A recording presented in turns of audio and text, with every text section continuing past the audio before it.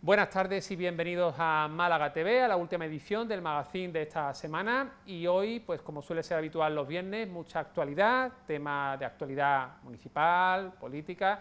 Hoy además vamos a hablar de proyectos un tanto controvertidos que en estos últimos meses pues se está hablando en nuestra ciudad. Por un lado, el Hotel Torre del Puerto, con partidarios y también oponentes a este proyecto de este Hotel Rascacielos en el puerto de Málaga.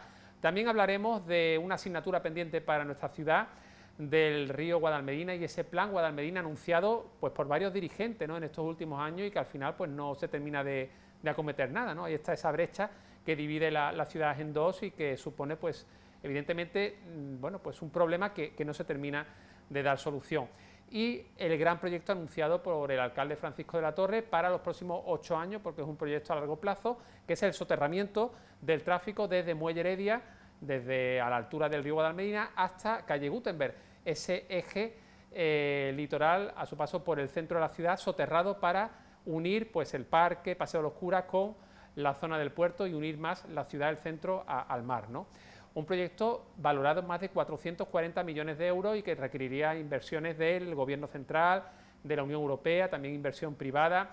Bueno, para hablar de estos temas tenemos a unos invitados especiales esta semana en la última edición del magazine Málaga TV.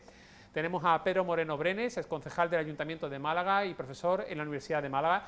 Muy buenas tardes, Pedro. Hola, buenas tardes. Me alegra mucho que estés con nosotros. Un placer estar con vosotros. Bienvenido. También me da mucha alegría ver aquí, porque hacía tiempo que no la veía, a Carmen Moreno, de la plataforma Defendamos Nuestro Horizonte, y bueno, ha estado también en otros colectivos anteriormente y ha participado en varios programas de PTV, y me alegra que esté aquí esta tarde con nosotros. Carmen, buenas tardes. Buenas tardes. Bienvenida al programa y bueno, Gracias. Habitual de este magazine como colaborador normalmente de los jueves, pero hoy lo tenemos este viernes con nosotros, el empresario Damián Canela. Buenas tardes, Damián. Buenas tardes, Diego. Bienvenido al programa. Bueno, pues comenzamos, si os parece, una valoración de ese gran incendio, que ahora mismo estamos muy preocupados por las últimas novedades que, por desgracia, pues no son favorables para su extinción, y por supuesto también lamentamos el fallecimiento de ese bombero. Decían los residentes, ¿no?, de toda esa zona, los vecinos de esos pueblos y especialmente de los de las urbanizaciones desalojadas, que hace falta más vigilancia, ¿no?, de esos montes que están poco vigilados y que quizás, no sé si esto se podría haber evitado, pero que la vigilancia pues brilla un poco por su ausencia, dicen algunos vecinos. Por otro lado, también es preocupante el que todo apunta que haya sido un incendio provocado, porque se originó en dos focos distintos a la misma hora en Jubrique y en Genalguacil. Pedro. Sí, vamos, lo primero es mostrar el pesar por el fallecimiento de un servidor público y todo a mí, en fin, un abrazo enorme a su familia, a sus allegados, a esos bomberos que están ahí jugándose, como hemos visto, por desgracia a veces, incluso perdiendo la vida, y mi solidaridad con todos esos vecinos de los municipios afectados que están pasándolo mal, que te saquen de tu casa y que exista un serio peligro de que tu casa va a terminar arrasada, debe de ser un mal rato muy impresionante. Como todo, yo creo que todo el mundo debe poner la mejor voluntad, pero lo que es evidente es que esto pasa recurrentemente. Por tanto, quizás yo creo que cada campaña de verano, en fin, donde hay estos problemas, nos debería enseñar, ¿no?, a ver cuáles son las mejores soluciones. Probablemente no se va a poder erradicar nunca, porque no se podrá vigilar todas las zonas, pero sí probablemente hacer más limpiezas, intentar en definitiva, adaptar en la medida de lo posible técnicamente para que en caso de un incendio sea lo menos gravoso, siempre que técnicamente, como digo, sea posible. La vigilancia es un tema de medios y de recursos, pero la vigilancia también incluye responsabilidad. O sea, ahí seguro, como parece que sí, que hay un pirómano, es decir, hay alguien que de forma intencionada ha provocado ese fuego. Pero también pasa que de forma no intencionada se provoca el fuego, o sea, el cigarrillo, la parrilla. Entonces, esa parte sí depende de los ciudadanos dignos, de los delincuentes ya, es cosa del Código Penal, pero tener cuidado, digamos, debemos tener cuidado todos.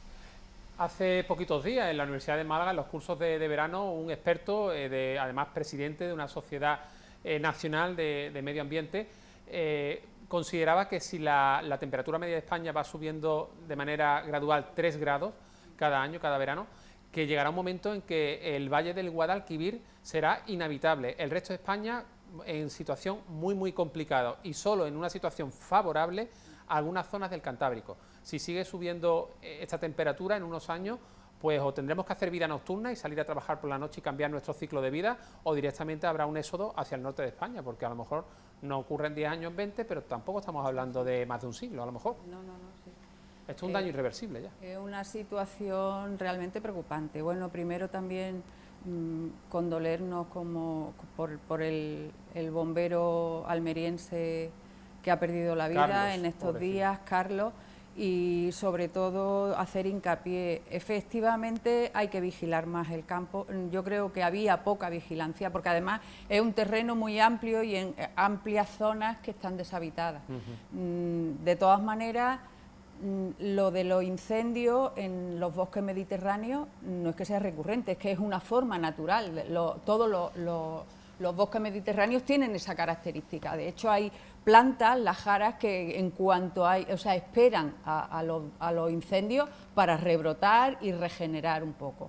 Quiero decir que forma parte de los ciclos naturales.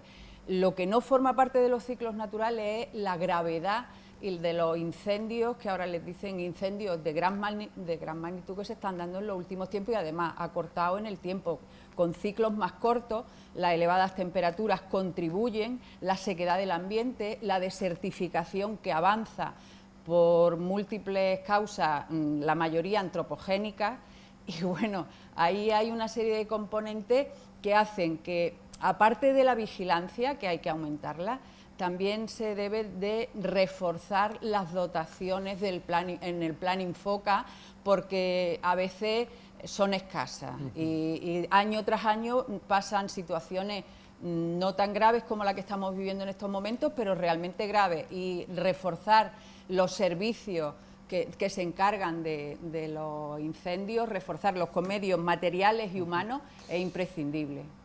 Todo nuestro apoyo también para esas familias de Genalguacil de Jubrique que ahora mismo tienen que estar, la verdad, que con mucho miedo, ¿no? Porque claro, te dicen, mira, no salga usted de su casa porque es que puede explotar una nube con material incandescente. Y ahora mismo pues hablamos de muchos vecinos en Genalguacil y en Jubrique que están en sus casas encerrados sin poder salir a la calle a la espera de que pase esa nube, ¿no?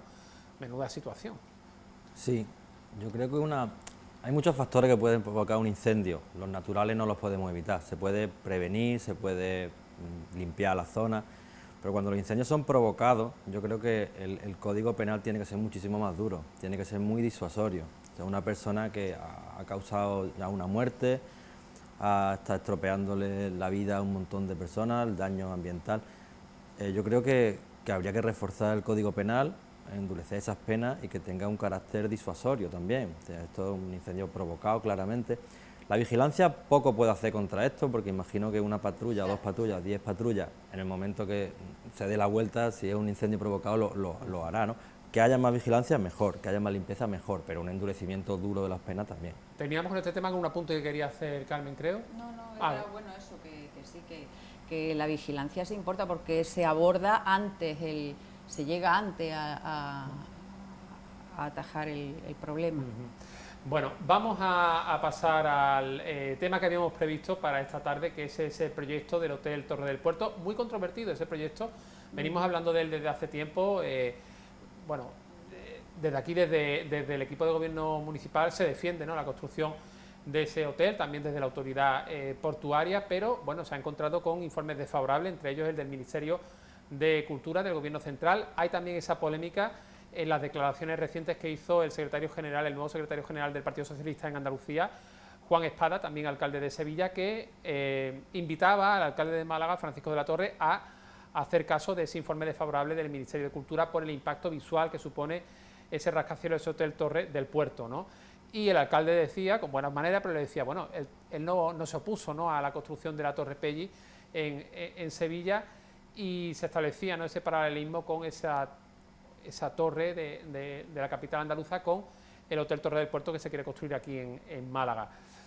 Bueno, un proyecto liderado por el arquitecto José Seguí, por el estudio Seguí, y que de momento parece que tiene las cosas complicadas. ¿Se sacará adelante este proyecto? ¿Cómo lo veis vosotros? Carmen además pertenece a la plataforma de Defendamos Nuestro Horizonte, una plataforma que se opone totalmente a este proyecto. El propio nombre de la plataforma hace alusión a la reivindicación que tenemos, Defendamos Nuestro Horizonte. Primero, el sitio en el que está es totalmente inadecuado.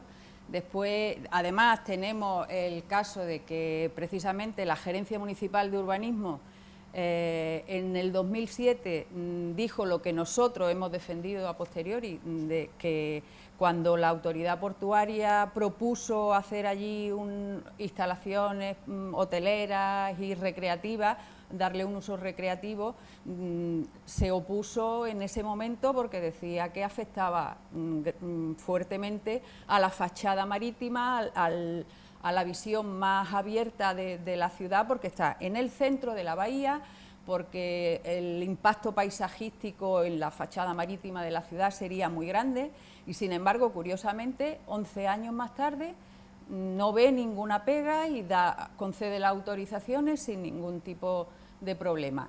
Eso fue en el 2018. En el 2017, también, yo estando en el Parlamento andaluz, le pregunté porque la Delegación de Medio Ambiente hizo una proposición de acortar los plazos medioambientales y aprobarlo mediante una evaluación estratégica integrada, con lo cual lo que hace es la evaluación ambiental, agilizarla y pasarla casi por encima, sin tener en cuenta pues el impacto paisajístico, que no deja de ser un impacto medioambiental, y después, bueno, todas las consecuencias que tiene eso. A posteriori también hemos visto cómo CEDEX, que es un organismo que depende de Fomento, del Ministerio de Fomento, emitió un informe en el 2018 o en el 2019, no, en el 2019, en relación a la mala calidad de la construcción del dique de Levante, que es el que tiene que soportar ese pedazo de edificio de 150 metros, no lo olvidemos, porque la autorización la tiene para construir 150 metros, que multiplica por 7 los metros a construir, es decir, la edificabilidad la aumenta además en un espacio que es público. Y me gustaría también, Pedro, y ahora seguimos con el tema. Si quieres, Pedro, continuamos después, pero vaya, es que hay para cortar.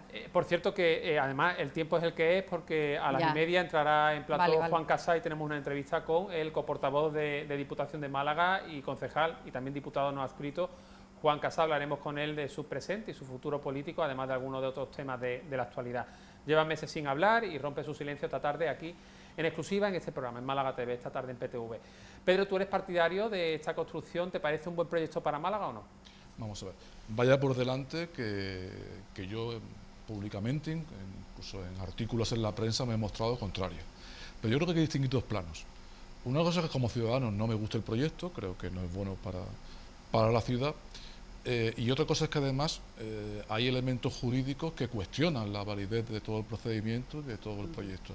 Lo primero es un problema de opinión, tanto tan respetable una como otra, pero lo segundo es que cumplir con la ley no es una opción, es una obligación de todos, en cualquier caso, ¿no? Pero dicho eso, también creo que debemos de serenar el debate. A mí me parece que este debate también se ha disparado, Yo no estoy de acuerdo con el maniqueísmo. Los que no queremos ese proyecto somos todos unos catetos que queremos retrasar la ciudad de Málaga, no queremos el desarrollo. Eso es una falacia y sobre todo es un simplismo insostenible. Pero yo tampoco creo que las personas que sean partidarias, las instituciones, estén vendidos a los cataríes y sean unos prevaricadores. Vamos a serenar el debate. Hay argumentos en un sentido y en otro vamos a ponerlo sobre la mesa, y a mí me parece que en muchas ocasiones este debate se ha simplificado mucho. Y es un debate muy complejo, no es nada fácil de hacer. Mi modesta opinión. A mí no me gusta, pero es una opinión. Ahora, al margen de todo, que la ley de costas está vigente no es una opinión, es una cosa, es una realidad. La Abogacía del Estado hizo un informe ya al inicio del procedimiento, señalando que había que delimitar la zona de usos y de dominio público marítimo terrestre, que había que modificar el plan especial, el plan urbanístico del puerto, que tampoco se había hecho, y que el procedimiento tiene que ser en la regla general, el concurso, y no un procedimiento restringido como es el de competencia, que limita de manera muy notable la concurrencia de proyectos. Eso lo dijo la Abogacía del Estado, porque está en la ley. Y sin embargo se tiró para adelante. Todo se ha dicho, se tiró para adelante en una época socialista, donde quien dirigía la autoridad portuaria era el Partido Socialista. El Partido Popular ha retomado eso, ha continuado adelante, y yo creo que va a generar una inseguridad jurídica muy notable. Dos, el Supremo, la jurisprudencia del Supremo se ha pronunciado sobre un tema muy parecido hace un par de meses, en Baleares, donde lo que ha dicho claramente es que la regla general es el concurso, no el procedimiento que se utilizó ahí y que se utilizó aquí, que insisto, reduce mucho el plazo de alegaciones y sobre todo dificulta la concurrencia de otros proyectos. Y por último, no nos olvidemos, la última palabra la tiene el Consejo de Ministros. O sea, todo esto se puede hacer, imaginamos que se ha hecho bien. Legalmente, el Consejo de Ministros tiene que pronunciarse porque la regla general es que en dominio público marítimo terrestre no hay usos habitacionales, no hay usos hosteleros. Que se puede excepcionar, sí, pero que no es algo que esté garantizado. Por lo tanto, tú me preguntas, ¿tiene futuro? Pues no lo sé, pero vale la pena discutirlo, vale la pena serenar ese debate, vale la pena no pensar mal del que opina de manera distinta. Yo tengo mi argumento, a mí no me asusta contrastar otro argumento, porque yo todo lo mío lo tengo claro, pero es más, mis argumentos se refuerzan, se perfilan y se afinan más cuando escucho planteamientos distintos. Hay también otro símbolo de Málaga, un icono que desde el punto de vista sentimental y como imagen tradicional de Málaga, la farola, que aunque entendemos que se quedaría como monumento, pero sí que el haz de luz, ese haz de luz, esa iluminación de la farola, pues carecería ya de sentido, porque por otro lado deslumbraría las habitaciones del hotel por la proximidad, y además que los barcos pues ya no verían tampoco esa luz, con lo cual, bueno, pues la farola tendría que apagarse, aunque se quedase allí, y además habría que construir otro faro, ya no farola, otro faro en otro punto del dique, ¿no? Damián, yo creo que tú sí eres partidario, ¿no?, del proyecto, que crees que es un proyecto que suma a Málaga, ¿no? Claro, yo creo que es un proyecto que suma. Es un proyecto que va a traer mucho empleo, un proyecto que va a traer riqueza. Las ciudades van avanzando, o sea, nosotros no podemos anclar, la farola es un monumento, es bonito, es simbólico, ahí seguirá. Pero no la única farola de España, ¿eh? Bueno, nadie la va a quitar, ¿sabes? Seguirá ahí. Pero lo otro va a traer un hotel, va a traer muchísimos puestos de trabajo directos, va a traer pues, muchísimos puestos de trabajo indirectos, la mera construcción de eso va a traer muchísimo empleo. A mí me gusta el proyecto, me parece bonito, me parece que moderniza la ciudad. La ciudad no debe anclarse, la ciudad tiene que estar en progreso constante y esto es un símbolo. Yo creo que Málaga es una ciudad que debe de estar avanzando constantemente, no debe anclarse en el pasado, porque además el pasado de Málaga no es un pasado especialmente glorioso. O sea, yo creo que Málaga ahora está mejor de lo que ha estado nunca en su historia y no podemos frenarla. Vamos hablando de progreso y de futuro, ¿qué os parece ese proyecto de transformación del eje litoral de Málaga capital en la zona centro que ha anunciado el alcalde y que tendría un plazo de ejecución de 8 años, una inversión millonaria, más de 440 millones de euros, requeriría inversión desde arriba, desde Unión Europea, fondos del Gobierno central, inversión incluso privada, que el alcalde plantea soterrando, bueno, pues desde Muelle Heredia hasta calle Gutenberg, ¿no?, todo ese eje y uniendo pues el Paseo de los Curas con el puerto, el Palmeral de la Sorpresa, toda esa zona que hay una zona peatonal. Además se incluiría una estación de autobuses soterrada, bueno, una transformación y un plan bastante ambicioso que choca también, no digo que no sea positivo, no, ahora me dirán nuestros invitados, pero choca con esa asignatura pendiente de la ciudad que es el río Guadalmedina, ¿no? Y qué se hace, ¿no?, con esa brecha que tenemos en la ciudad. Se recupera el cauce que había en su momento en el río, porque ahora mismo tenemos esa presa de contención, o se emboveda y se gana una avenida y aparcamiento y zonas verdes, pero choca, ¿no?, esa idea, ese plan que no termina de arrancar, ese plan Guadalmedina que se han presentado en multitud de ocasiones y en la Fundación CIEDE se ha hablado tropecientas veces seguramente, en la prensa incluso algún que otro candidato lo ha llevado en su programa y luego pues se ha olvidado, se ha quedado en el tintero, y ahora este anuncio de ese proyecto que, bueno, a priori desde luego es ambicioso, ¿no?, pero tiene más prioridad, hay que darle más prioridad a lo del eje litoral en lugar de al río Guadalmedina, esa eterna asignatura pendiente de la ciudad. Pedro. Bueno, yo es que, empecemos con la semántica, ¿no? Yo es que no rechazo lo del término brecha. Siempre se ha hablado de una brecha, una herida en la ciudad, es un río. Que es verdad que no es el río que estamos acostumbrados a ver en las películas, el Támesis, pues no es el Támesis, no es el Guadalquivir, eso no hay vuelta de hoja, tampoco hace falta ser un lince para darse cuenta, pero es un río, o sea, está ahí y siempre ha estado y tiene su sentido. Yo he visto las inundaciones de Málaga, porque soy mucho más mayor que vosotros, en el 89, y yo he visto las inundaciones de Málaga, cuando se pone, se pone. Si no existiera el Guadalmedina no hubiera que pensar lo que hubiera pasado. Ahí ha habido estudios de todo tipo, se han gastado una millonada en estudios, desde el Estado, la Comunidad Autónoma. Villalobos también hizo un proyecto faraónico, que por supuesto se fue al garete. Que lo presentó en el 95, cuando se presentó como alcaldesa. Efectivamente se presentó. El plan Guadalmedina. Después se quedó eso en nada. Yo no soy partidario de soterrar, yo creo que hay que dignificar, limpiar, probablemente compatibilizar ese río, yo quiero llamarlo lo que es un río con usos ciudadanos que se pueda hacer O compatible. sea, de alguna manera, Pedro, por ejemplo, apostaría por recuperar el cauce, ¿no? El cauce, Sí, que sería un claro. cauce no abundante, pero un cauce. Pero vamos, es que además yo tuve el honor de ser candidato a la alcaldía en 2 ocasiones, como es evidente no tuve éxito, no logré la alcaldía, pero bueno, y esto lo he llevado Hubiera en sido muchas un gran ocasiones. alcalde. Muchísimas Mucho gracias, lo pensamos. muchísimas gracias, siempre agradezco escuchar eso. Y creo que esa es la opción. Ahora tú me dices, ¿qué es más importante? Eso o lo otro. Yo lo del, claro, es una inversión enorme. Yo creo que también se nos ha olvidado un proyecto que incluso también siempre ha estado por ahí, que es el corredor El ferroviario. corredor ferroviario también, que une a la costa, claro. Que ese sí que tiene narices. Perdonad un inciso, porque esta imagen ha llamado mucho la atención, acaba de pasar, pero la familia de patitos que se ha refugiado en ese río es un ejemplo de que, volviendo De que la renaturalización, la es lo renaturalización del adecuado. río podría dar una estampa, yo creo que bonita a la ciudad. No vamos a tener el Támesis, como dice Pedro, pero y seguro que tampoco estamos hablando de una solución muy costosa, No, creo es- yo. Mucho ¿puedo? más barata que eso, seguro. Totalmente. Precisamente, o sea, un río tiene que ser un río y el Guadalmedina es un río. El cauce habría que recuperarlo, o sea, quitar todo el cemento que tiene en la base del cauce y recuperar con sus meandros, o sea, revegetar o restaurar en los laterales lo que es un bosque de ribera típico mediterráneo con chopos, con adelfas, con lo que Sí. sea, y renaturalizarlo. Que además, teniendo el limonero La encima, presa del limonero. se puede regular perfectamente y Abriendo y que cerrando haya la presa en función de un cauce que haya natural. exactamente un cauce natural, un caudal ecológico permanente, que dependiendo de la temporada, que haya más o menos, lo que sea, y un proyecto de esas características, que además sería muchísimo más barato y más bonito para la ciudad, lo presentó hace unos meses Ecologistas en Acción. Y porque además es la tendencia en todas las grandes ciudades. El Manzanares se ha renaturalizado y está ahora precioso.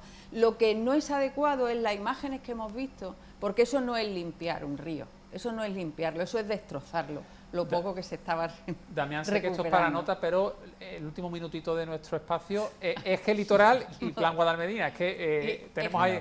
Plan Guadalmedina, el Sí. río, la comparación con el Manzanares está bonito, lo que pasa es que este no tiene agua, ¿sabes? Entonces, hombre, si tú abres la presa, Se puede recuperar. No, puedes no. abrir una presa que tiene un agua que es muy útil y escasa en la ciudad para algo que a fin de cuentas va a ser meramente decorativo. No, Yo ¿qué no va? lo veo.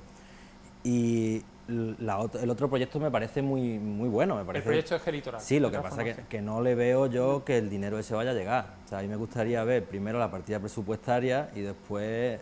Hay que tocar muchas puertas y convencer muchas muchos puertas- despachos. muchos- puertas que además no suelen tendencia no ser- es esa, es la contraria.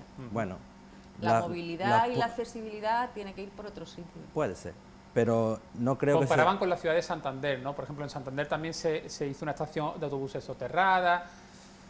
Yo creo que la inversión sería buena para la ciudad, no creo que vaya a llegar, o sea, yo no me veo al gobierno de España ahora mismo invirtiendo en Málaga esa cantidad de dinero, en el Prat o por ahí sí, pero no en Málaga.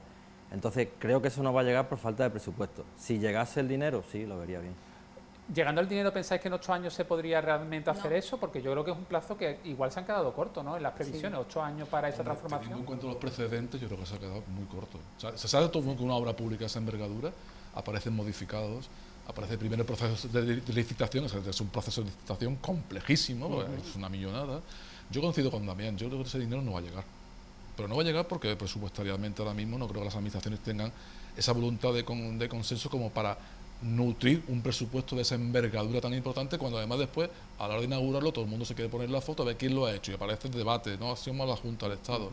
Yo el tema del litoral creo que, porque ese sí que es movilidad, ¿eh? El tren. El corredor ferroviario te parece mucho más interesante Eso, como a mí proyecto personalmente acometer, me ¿no? parece más Y interesante. Carmen parece que también asiente, Sí, ¿no? el ferrocarril, tenemos que mejorar Hay que mucho, apostar por vertebrar todo Pues el fíjate. territorio con ferrocarril es fundamental. Si solucionamos esas dos cosas, lo del Guadalmedina, no hemos quedado sin discurso para las próximas elecciones, los próximos 10 años. Damián Sí, Caneda, bueno, ¿Solo hablan de eso? no estoy de acuerdo con eso. Damián Caneda, Carmen Moreno y Pedro Moreno Brenes. Lástima que no tengamos más tiempo, pero ya sabéis que esta casa siempre está encantada de recibiros y que aportáis mucho con vuestras opiniones, y yo espero que nos veamos muy prontito por aquí por el programa. Muchas gracias a los Muchas tres. gracias. Venga. Bueno, a ti te veo cada 2 semanas. Muchas gracias, Pedro, y gracias, Carmen.